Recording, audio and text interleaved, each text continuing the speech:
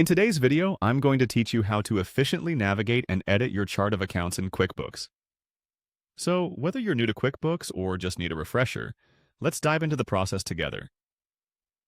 First, you want to head over to the QuickBooks homepage. This is where all your financial information is centralized, making it a breeze to access and manage. Once you're there, keep an eye out for the settings icon, typically located in the upper right corner of the screen. Clicking on this will open a menu with a variety of options. Choose the Chart of Accounts option from this menu.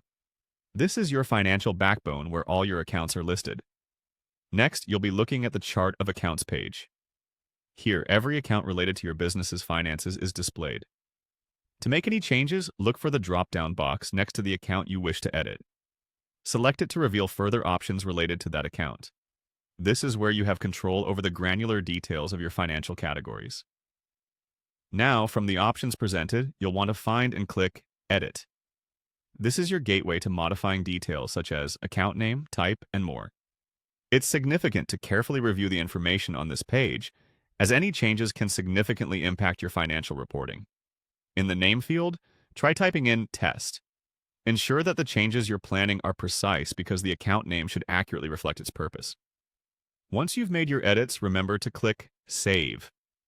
Saving not only preserves your changes, but ensures that they are correctly recorded in your QuickBooks account. However, sometimes, upon attempting to save, you might encounter a message saying, "Another account of a different type and detail type is already using this name. Please use a different name." This indicates that the account name you've entered is already in use. It's crucial here to understand that you can only merge accounts when both their type and detail type match.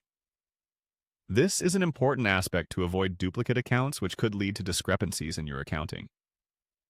If you find yourself unable to save due to this conflict, consider revisiting the account you're editing.